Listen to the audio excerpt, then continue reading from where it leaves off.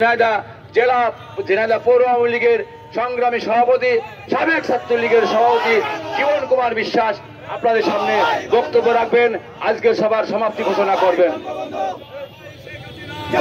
সংগ্রামী ভাইরা, আজকে 11 তারিখ, গত মাসের এই 11 তারিখ থেকেই এই রাজপথের মিছিল শুরু হয়েছিল। এখনো সেই মিছিল চলছে। আমরা বলেছি যতক্ষণ পর্যন্ত আমাদের নেতা আমাদের মাঝে ফিরে না আসবে ততক্ষণ পর্যন্ত গণতান্ত্রিক আন্দোলন, নিয়মতান্ত্রিক আন্দোলন এবং মিন্টু মুক্তির আন্দোলন চলছেই চলবে। সংগ্রামী ভাই এবং বন্ধুরা আমার, আমরা পরিষ্কার করে বারবার বলছি, আমরা আনার হত্যার বিচার চাই, আমরা আনারের খুনিদের দৃষ্টান্তমূলক শাস্তি চাই। কিন্তু সেই খুনি হবে প্রকৃত খুনি, সেই অপরাধী হবে প্রকৃত অপরাধী। আপনারা মিডিয়া ট্রায়াল করলে আমরা মানব না, আপনারা টেলিভিশনের মাধ্যমে বিচার করলে আমরা মানব না। সাক্ষী প্রমাণ এবং তার সাথে সংশ্লিষ্টতার প্রমাণ করে আপনাদেরকে অপরাধী সাব্যস্ত করতে হবে। এছাড়া ঝিনাইদহের মানুষ মানবে না। ইতিমধ্যে আপনারা জানেন, আজকে পোস্ট অফিসের মোড়ে শ্রমিক লীগ মানববন্ধন করেছে। আজকে তাহেরুদা ইউনিয়নের আপামর জনগণ মিন্টু মুক্তির আন্দোলনে মানববন্ধন করেছে। আজকে শৈলকুপাতে মানববন্ধন হয়েছে।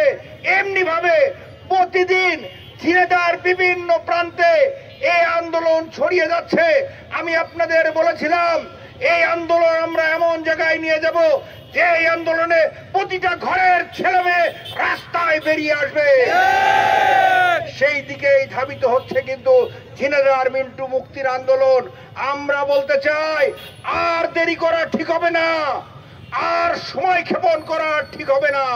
যত দ্রুত সম্ভব আমাদের নেতা, ঝিনাইদহের গণমানুষের নেতা সাইদুল করিম মিন্টুর মুক্তির মধ্য দিয়ে আমাদের আন্দোলনের সাথে সহমর্মিতা প্রকাশ করেন। সংগ্রামী ভাই এবং বন্ধুরা আমার, আমাদের লাবলু বলেছে টাকা ভাগাভাগির জন্য খুন হয়েছে, ব্যবসার কারণে খুন হয়েছে, বর্ডার সিন্ডিকেট নিয়ন্ত্রণের জন্য খুন হয়েছে, হুন্ডি ব্যবসায়ের জন্য খুন হয়েছে।